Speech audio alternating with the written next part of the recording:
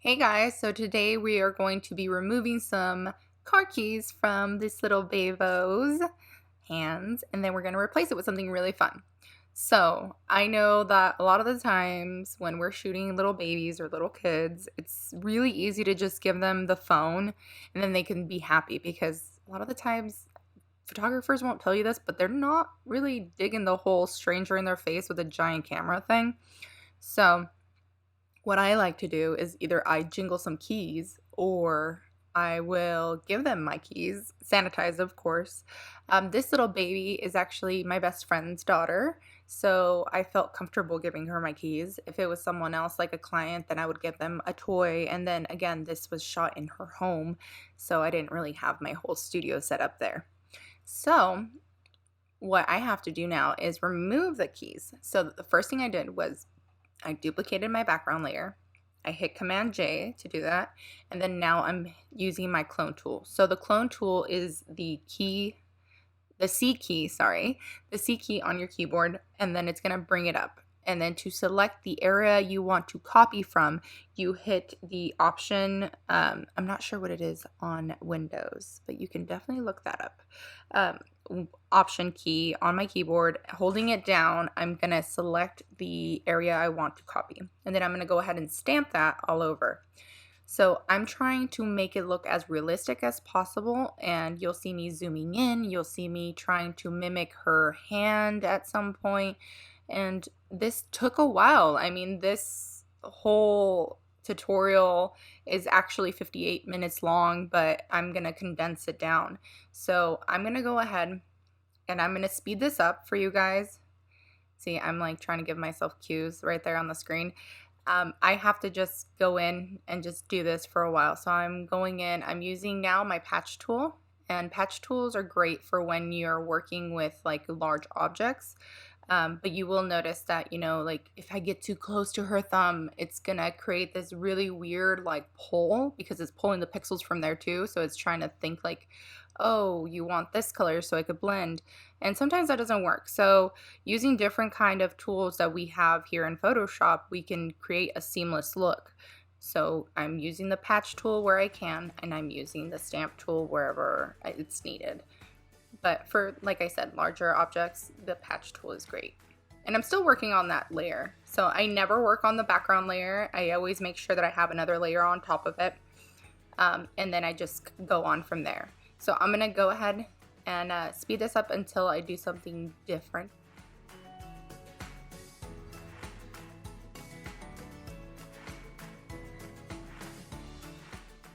Okay, so here we are doing something different now.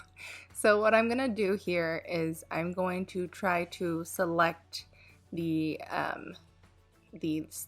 portion of the image right here. I'm gonna copy and paste it over with the marquee tool. I can also do the lasso tool, or I could use the patch healing tool.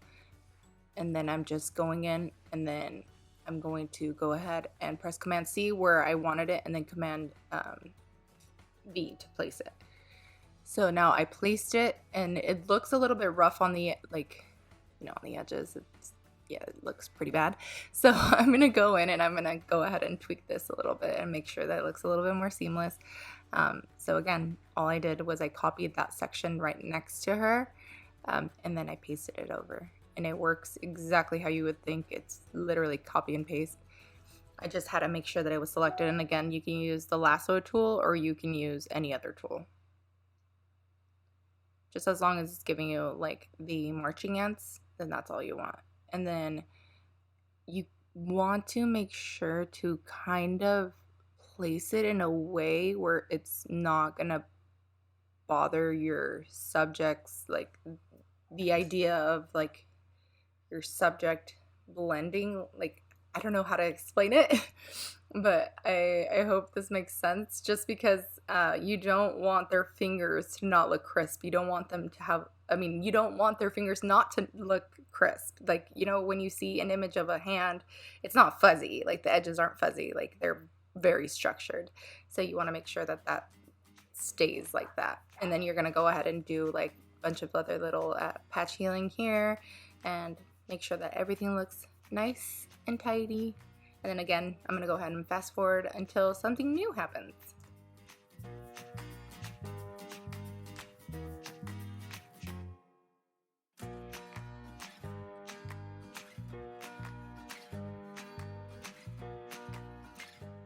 Okay, so what I did is I found an image of a star that I really liked and I placed it over, and you can notice that it's like black around it. That just means it's an overlay.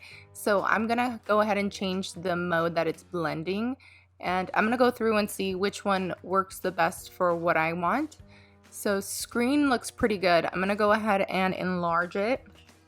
And then once we are enlarged, I'm gonna go ahead and place it in her hands, like if she's holding it. And then I'm going to create some kind of illusion-y looks, but I am gonna add a layer mask to this. That way I could brush it off her hand and it could look like, she's holding it on the other side and not, it just laying flat there.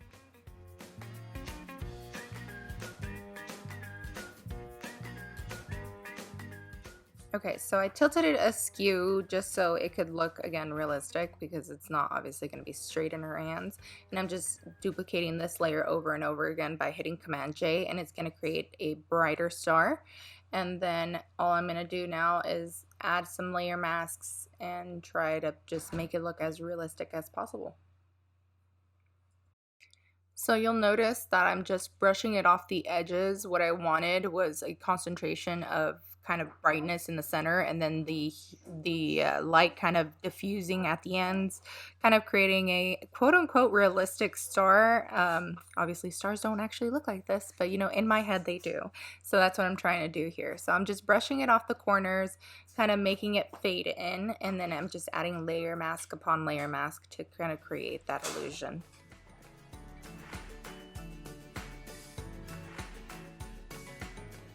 Okay, so this is where it gets even trickier.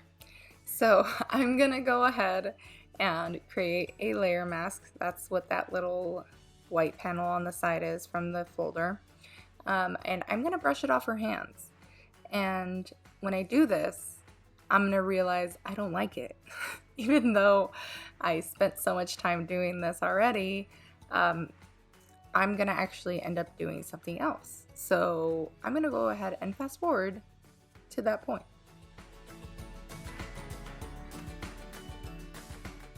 Okay, so here's what happened. I liked it, right? Like, it looks nice, but it just didn't feel right. So I tried changing the blending mode, and ultimately what I noticed it was that it wasn't really creating that light atmosphere that I wanted. So I just tried everything I could. I cut it out. I tried doing different kinds of effects. I blended it however I could. And ultimately, what I ended up doing was actually using the gradient tool. And I've never used it for this before, but I know that now I can create stars with the gradient tool. So if you look up at the left-hand side on the top, the fourth little or fifth panel, it has like this little starburst kind of thing. So what I had to do was find a color that would create in the different blending modes the color yellow.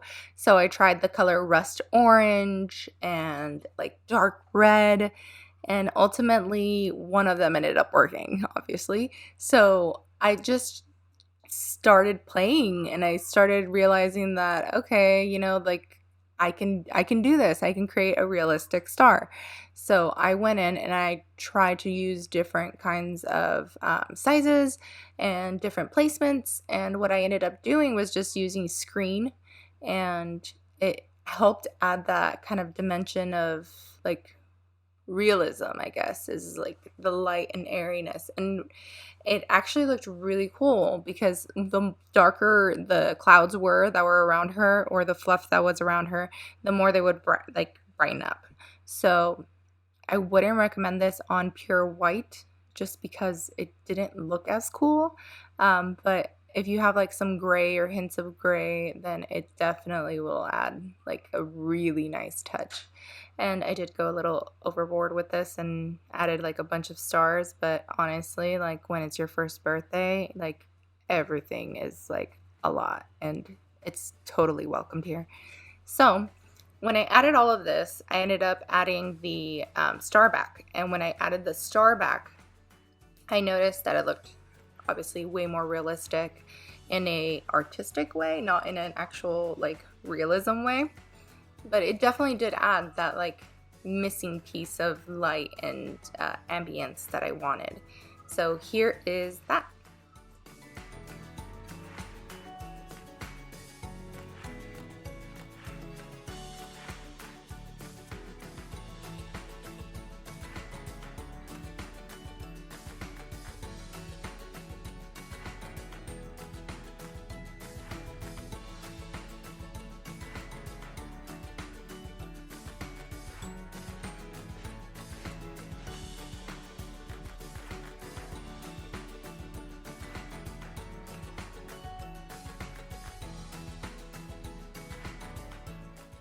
As gorgeous as this image was turning out to be, it still felt like there was something missing. So what I tried to do was use different brushes and kind of add more of a haze. So I did this with either a light brush, or I ended up using like dodge and burn, and I would dodge and burn around the star. So I would burn around her fingers and around like where shadows would technically be, just to add that, other layer of realism. And I would add light where I think light would spill. So I'm not a composite photographer, and I totally wish I was, but I mean, this is how I did it. This is how I kind of learned. And this was my first time doing something this dramatic. So this is kind of how I figured how to do it. And then again, using that same tone, I went in and using that brush tool and using the blending mode of screen, I just kind of added that warmth back into, the surrounding areas without the gradient tool, and creating more stars.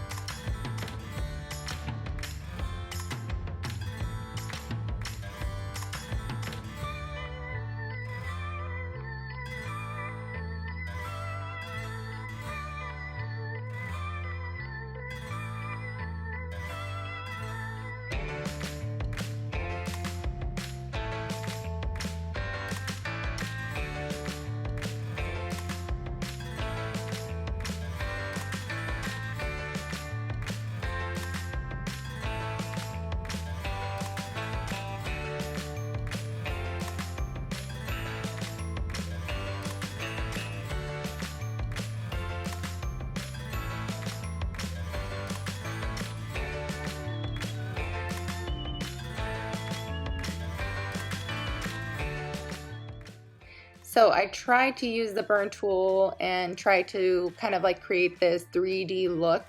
And I even tried it with the gradient star and just various different ways of doing it. And at the end of the day, it didn't really look the way I wanted it to. So I kind of just stepped back from that, and I mean, I tried everything. And that's okay. I mean, sometimes even though you have something in your head that, you want to happen, it doesn't happen that way, and something else might look better. So what I did do was I removed some of the layers that I created.